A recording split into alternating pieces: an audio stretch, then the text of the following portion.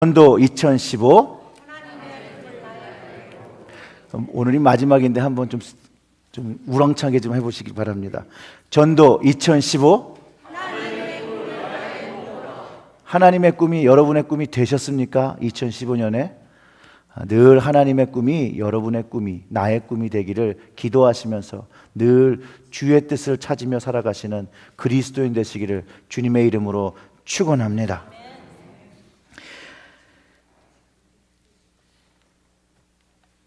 그리스도인으로 살아가면서요, 우리가 늘 질문을 가지고 살아가야 합니다. 어떤 질문이냐면 하나님 앞에 나의 모습은 어떠할까라는 질문을 하고 살아가야 합니다. 그럼 오늘은 어떤 질문을 좀 하며 시작하려고 하냐면요, 성도 여러분, 여러분들은 우리들은 얼마나 예수님을 신뢰하고 살아가고 있습니까? 라는 질문을 한번 해보아야 합니다. 우리의 삶에 정말로 예수님이 우리의 희망이라 고백하며 그분의 말씀을 철저하게 믿으며 행하며 지키며 살고 있는지를 질문해 보기를 바랍니다.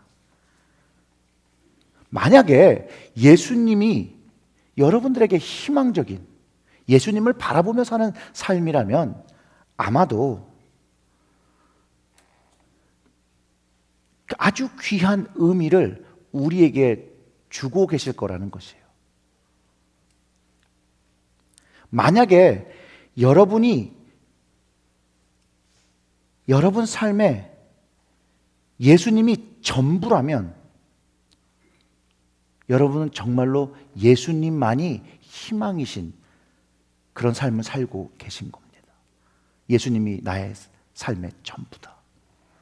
그런데 만약에 여러분이 생각하기에 예수님은 내 인생 속에서, 내 삶 속에서 한 부분이다 라고 생각하시면 여러분들은 예수님 외에 다른 것에 희망을 두고 신뢰를 두며 살아가고 있다는 것입니다.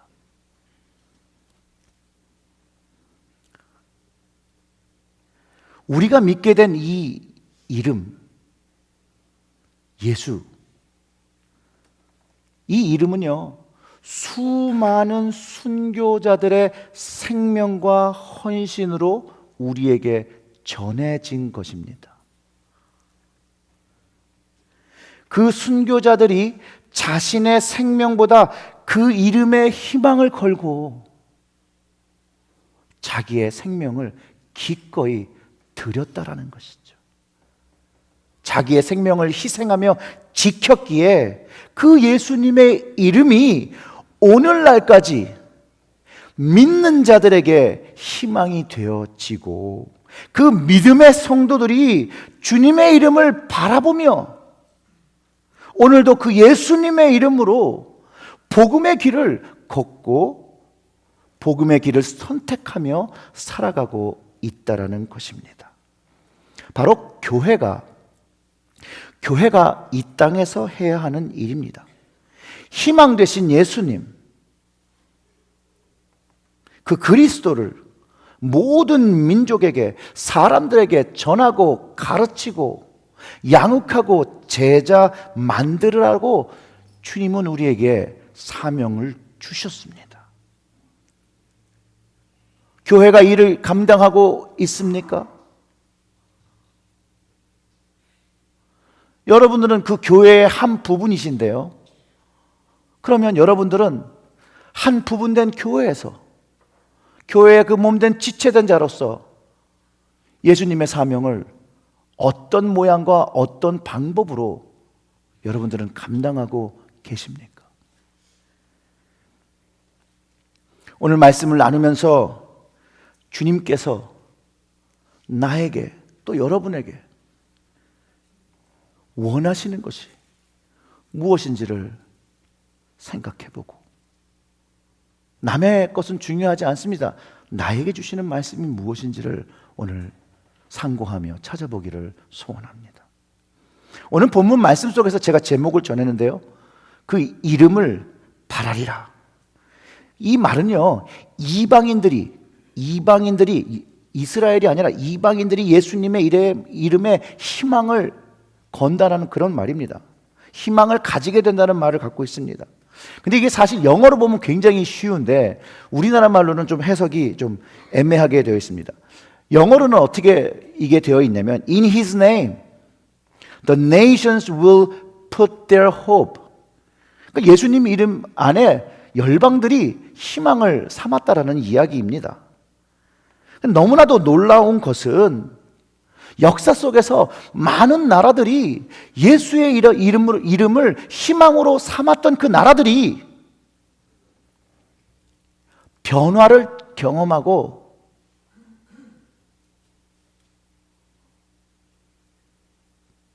성장을 경험하고 부흥을 경험했던 것이 그 역사적인 증거가 2000년 동안 너무나도 많다라는 것입니다.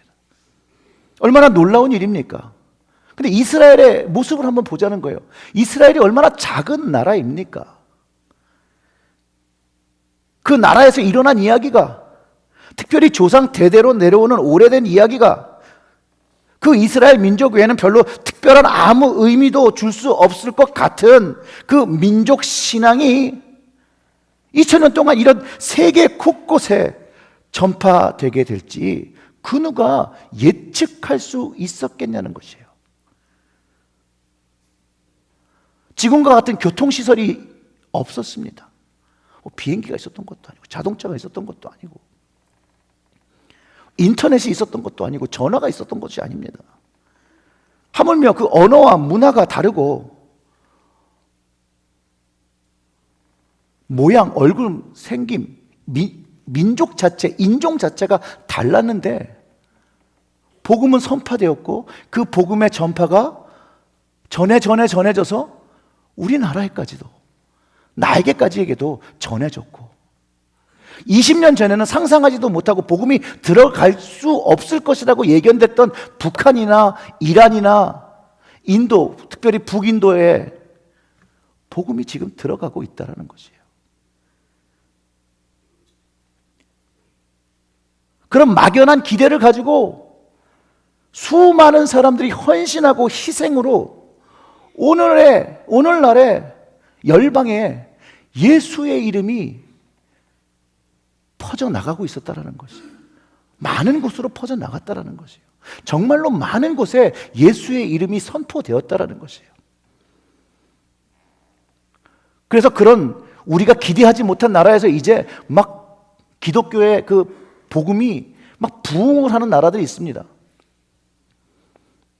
사람들이 요즘 주목하죠, 막. 그런데 반대로 교회가 한번 부흥기를 맞이한 후에 그 모양이, 그 덩치가 대형교회라는, 또 종교 기득권층이 어떤 권력을 누리며 부를 누리며 성장했다라는 그런 모습이 되었을 때는 그런 나라들은 영적 쇠퇴기를 맞고 있다라는 것이 또 반대적인 현상이자 현실입니다. 기본적으로 복음으로 인해서 부흥하는 나라와 쇠퇴하는 나라의 차이는 저 개인적으로는 영향력이라고 생각합니다. 복음의 영향력. 그 복음이 그 영향력을 끼치는 곳에는 예수의 이름에 희망을 걸고 자신의 삶을 전적으로 그분에게 맞추고 그분의 말씀에 살려고 노력하는 사람들의 그 마음이 강렬하다는 것입니다. 그러나 반대로 예수님 외에 다른 희망을 두고 복음의 영향력을 잃은 그곳에는 예수님의 이름의 희망을 전적으로 걸지 않는다라는 것이죠. 그리고 주님 외에 너무나도 할 것이, 할 일이 많다고 생각하고 그분의 말씀을 따라 살려고 하기보다는 자신의 개인의 삶에 집중하고 살려는 노력이 아주 강렬하다는 것입니다. 특별히 주님의 방법으로 살려고 하기보다는 세상의 방법을 쫓아 살고 남들이 하는 방법을 쫓아 살려는 현상들이 팽배하다는 것이죠. 오늘 본문 내용에 예수님이 자기를 나타내지 말라라고 제자들에게 경고합니다. 예수님은 나타내지 말라고 하시는데 이거 오해하시면 안 됩니다. 이 말씀을 하신 상황은 병자를 고치시고 이 병을 고친 사건의 주인공이 예수님인 것을 말하지 말라는 것이에요. 그 소문을 내지 말라는 것이에요. 도대체 예수님은 어떤 의미로 이 일을 사람들에게 소문내지 말라고 하고 계시냐는 것이에요. 사실상 하나님 나라를 증거하는데 이런 기적이 나타나면 사람들이 외려 많이 모여들 것이고, 그런 능력 있는 예수님을 신봉하고 추종하는 그런 아주 좋은 기회였을 텐데, 왜 예수님은 그 자신을 나타내지 말라고 제자들에게, 그 병고침을 받는 현장에 있었던 사람들에게 경고하고 계시냐는 것이에요. 세상적으로는 정말 기가 막힌 찬스 아닙니까? 물 들어올 때 노 저으라고 이런 기적을 소문을 내야 사람들이 더 많이 주님의 복음을 들으려고 나올 텐데, 근데 이건 세상적인 방법이라는 것이죠.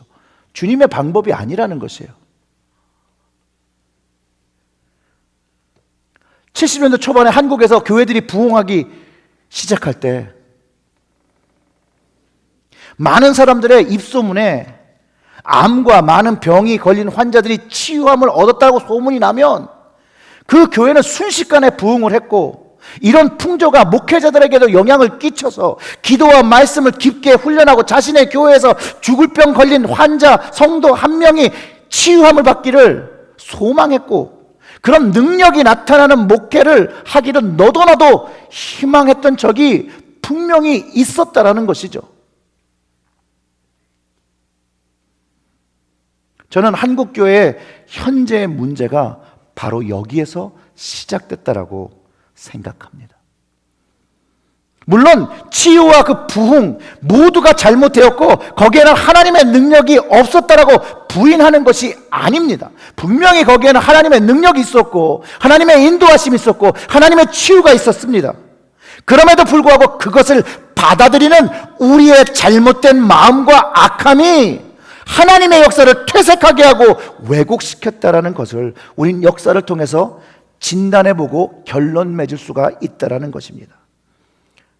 기독교의 암흑기라고 말하는 중세의 타락과 현대교회의 타락은요, 사실상 동일한 선상에 있습니다.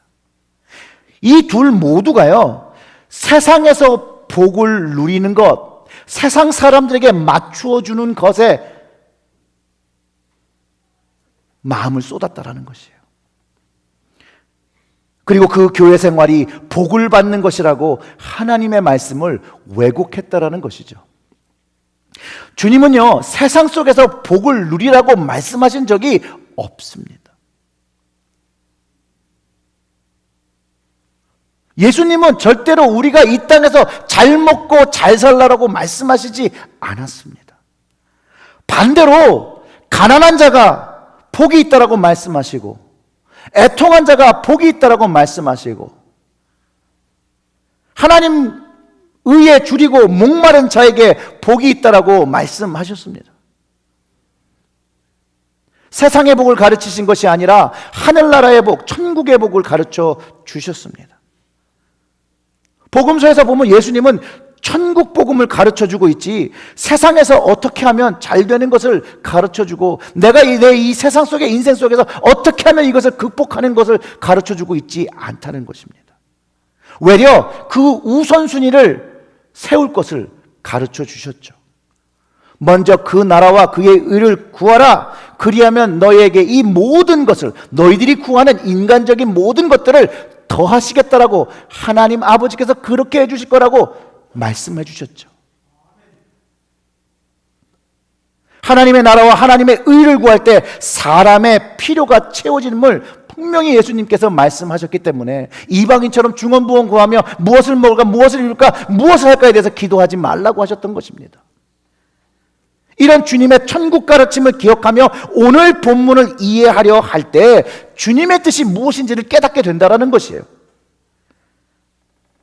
자신을 나타내지 않는 것, 결국 선지자 이사야의 말씀이 이루어지게 되는 것이라고. 예수님이 나타나는 것이 아니라 하나님께서 나타나게 하고 하나님의 뜻이 나타나게 하고 하나님 나라에 사람들이 마음을 맞추게 하는 것이 바로 예수님의 목적이자 사명이었다라는 것이죠. 오늘 그 본문의 말씀이 이사야서 42장 1절부터 4절의 말씀을 인용하고 있습니다. 본문이 이렇게 얘기하죠. 보라, 나의 택한 종, 내 마음에 기뻐하는 바 나의 사랑하는 자로다. 내가 성령을 줄 터이니 그가 심판을 이방에 알게 하리라. 예수님이 사랑과 은혜를 알리러 오신 게 아니라 심판을 알리신다라고 하시잖아요. 그가 다투지도 아니하며 들레지도 아니하며 아무도 길에서 그 소리를 듣지 못하리라. 상한 갈대를 꺾지 아니하며 꺼져가는 심지를 끄지 아니하기를 심판하여 이길 때까지 하리니. 또한 이방들이, 이스라엘뿐만 아니라 이방들까지 그 이름을 바라보게 된다라는, 그 이름에 희망을 두게 된다라고 성경이 예언하고 있었다라는 것이에요. 이것이 복음서에서 시작된 것이 아니라 이사야의 예언부터 이렇게 시작되었다라는 것입니다. 예수님을 하나님의 택한 기뻐하는 종이라고, 사랑하는 자라고 말하고 있고, 그 하나님의 거룩한 영과 함께 동행하고 있음을 가르쳐주고 있습니다. 이런 모습은 복음서를 통해서 예수님이 사역하신 모습을 보면 바로 예수님을 말하는 것인지 우리는 다 이해할 수 있습니다. 그의 사명이 심판을 이방에까지도 알게 하는 사명. 그런데 이 주님이요, 세상의 방법을 따르지 않고 하나님의 방법을 따르니 그가 기뻐하신 종이라는 것이에요. 하나님께서 기뻐하시는 그 모습이 하나님이 원하시는 대로 순종하는 모습이 아닙니까? 그것을 예수님이 몸소 하셨다라는 것이죠. 사람들의 방법은요 이렇습니다. 사람들을 많이 모을 수 있는 만큼 모으는 것이에요. 군대를 만드는 것이에요. 힘을 모으는 거예요. 돈을 모으는 거예요. 그렇게 해서 정치 체제를 전복시키고 로마에서 자유를 누릴 수 있는 가능성이 있다라고 모든 사람들이 생각했고, 예수님을 쫓아오는 사람들도 그렇게 생각했던 사람들이 있었습니다. 아마 이것은 모든 유대인들이 바라는 세상적인 방법이었다라는 것이죠. 또한 모든 인간들이, 우리들이 생각하는 방법입니다. 많은 돈과 권력과 사람들이 있으면 모든 것이 해결될 수 있다라고 하는 그런 믿음을 가졌다라는 것이죠. 주님은 이런 생각을 가진 제자들과 우리들에게 이런 생각을 버리고 주님이 일으키신 기적과 병고침을 말하지 말고 주님을 바라보며 주님이 승리하시는, 하나님이 역사하시는 그 승리를 경험하라고 말씀하고 계시다라는 것이에요. 주님이 받으실 영광이 아니기 때문에 그렇습니다. 그것은 하나님께서 받으셔야 할 영광이기 때문에 주님은 사람들에게 주의를 시키신 것이죠. 그리고 주님은 천국 복음을 말씀하시면서 사람들이 더욱더 하나님께 주목하고 자신을 보내신 하나님을 깨닫기를 원하셨습니다. 그리고 그 뜻에 순종하기를 원하셨습니다. 예수님의 말씀과 예수님의 행적은요, 그 당시에 사람들에게 센세이션을 일으킨 거 분명하게 맞습니다. 왜냐하면요, 예수님이 가시는 곳곳마다 사람들이 보려고 막 몰려들었다고 하지 않습니까? 또 기적과 병고침을 구경하자. 각자의 목적이 다 달랐어요. 제사장도 서기관도 바리새인들도. 근데 오늘 본문 이사야 42장과 1절에 4절에 인용된 부분을 보면요, 조금 다른 부분이 있는데 그 이사야의 42장 4절의 말씀이 오늘 그 21절의 말씀과 조금 그 표현이 다릅니다. 사실상 의미적으로는 같은데 그 42절 4절의 말씀은 이렇게 기록되어 있습니다. 그는 쇠하지 아니하며 낙심하지 아니하며 세상에 공의를 세우기에 이르니, 여기가 다른 거죠. 섬들이 그 교훈을 앙망하리라. 분명히 비슷한 말을 하고 있는데요, 본문의 21절은 그 이름을 바라리라. 이 두 구절의 동일한 의미가 앙망과 바라리라입니다. 이 앙망한다는 말과 바라리라는 말을 영어로 보면 똑같아요. Put their hope, 희망을 그들에게 가졌다라는, 넣었다라는 말이죠. 걸었다라는 말이죠. 즉 예수님께서 가르쳐 주신 하나님의 나라와 그 말씀의 소망을 두고 믿게 되었다는 걸. 누가요? 이스라엘과 열방이 다 그렇게 되었다라는 것이에요. 또한 예수님은 사람의 빈부격차 없이 출신 성분과 부와 그 모습 관계없이 모든 사람을 만나주시고 그 말씀을 다 주셨다라는 것이에요. 이것도 세상 사람의 방법이 아니라는 것이죠. 이건 하나님의 방법이에요. 성경시대는요, 모든 사람들이 진리를 알기를 원했습니다. 신약 성경을 보면 세리들이 예수님께 나오고 창녀들이 나오고 죄인들이 나오고 종교적으로 방황하던 사람들이 나옵니다. 물론 종교적으로 부자도 권력층도 다 나왔죠. 주님은 아무도 막지 않으셨습니다. 다 허용하셨습니다. 사람들이 생각하는 사회적 지위를 고려하지 않으셨다라는 것이에요. 빈부의 격차를 전혀 두지 않으셨다라는 것이에요. 다만 예수님을 만나려면 예수님이 계신 곳으로 나와야 하는 것은 그가 부자가 됐던 권력이 있던 가난하던 죄인이든 창녀이든 상관없었다는 거예요. 주님이 계신 곳으로만 나오면 주님을 만날 수 있었고 주님의 말씀을 들을 수 있었다는 것입니다. 그리고 그 말씀을 듣고 적용하고 그 마음에 두고 그 이름을, 그 주님을 자신의 희망으로 삼고 살아갈 때 그들의 삶 속에 뭐가 일어나냐면 변화가 일어나기 시작했다는 거예요. 거룩한 변화가 일어나기 시작했다는 거예요.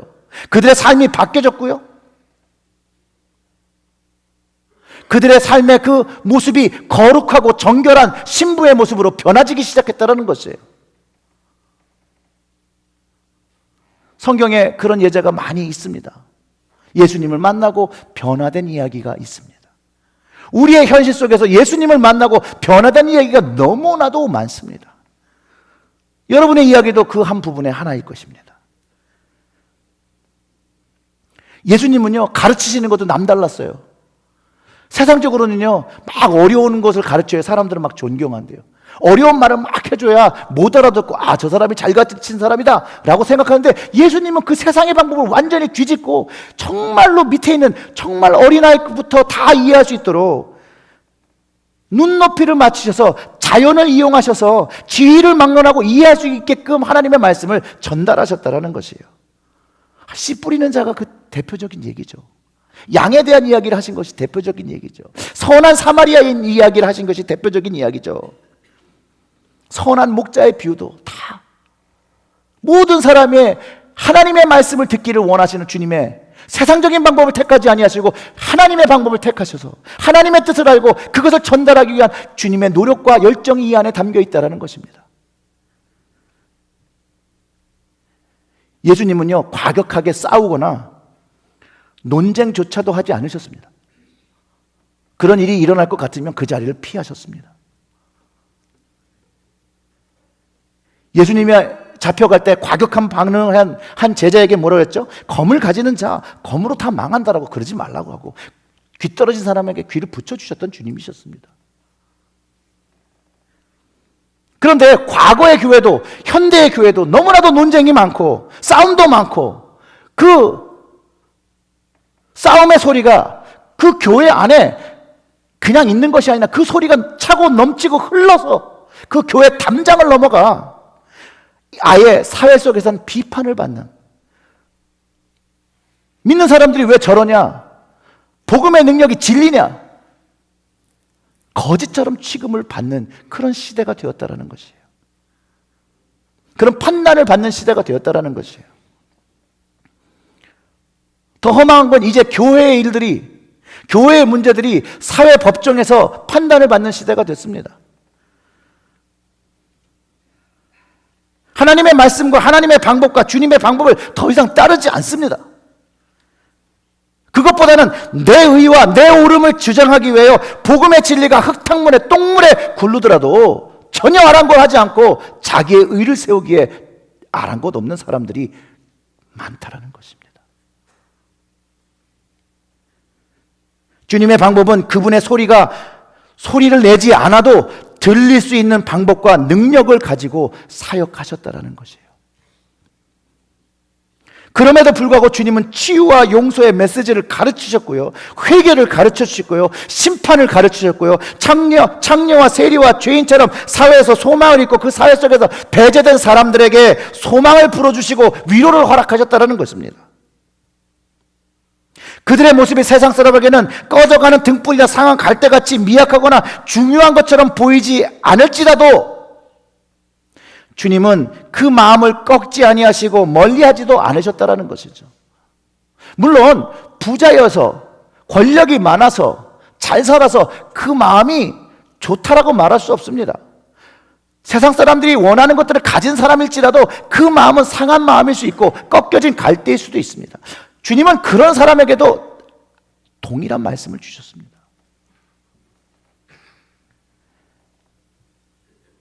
그들이 누구이든 간에, 그들의 신분이 누구이든 간에 주님의 말씀을 자신에게 하는 말씀으로 듣고 그 마음속에 주님을 희망으로 삼은 사람들, 그 사람들은 주님의 역사를, 주님의 능력을, 성령의 동행하심을 경험하게 되었다는 것이 성경이 말하고 있는 것입니다. 성경이 말하는 하나님의 공평입니다. 믿는 자가 경험을 한다는 것이죠. 믿지 않는 자는 경험할 수가 없습니다. 이게 하나님의 공평이에요.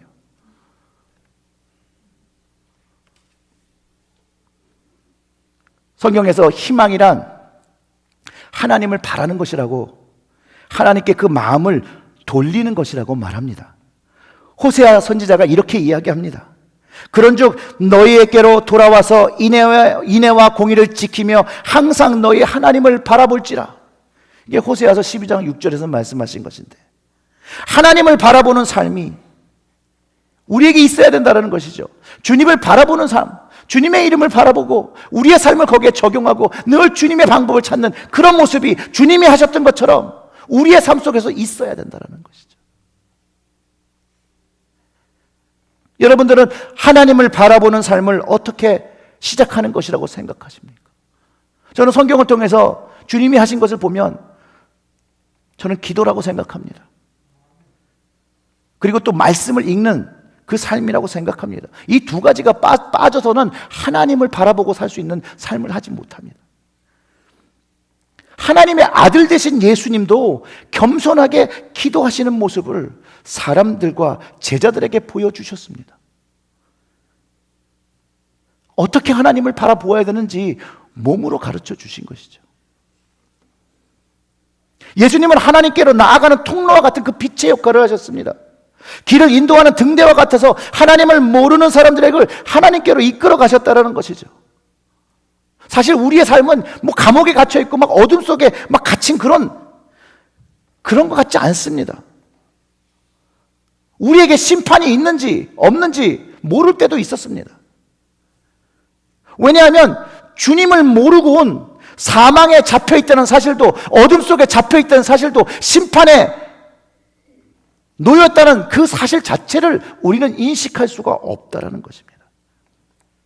그런데 주님을 만나면 내가 어둠 속에, 사망 속에 갇혀있다는 것을 이해하게 되고, 나에게 올 심판이 무엇인가라는 것을 이해하게 되고, 그리고 그 심판에서 나를 벗어나게 할 그 이가 예수 그리스도라는 것을 이해하기 시작하기 때문에 그 주님만을 바라보게 됩니다. 이게 복음입니다. 이게 복음입니다.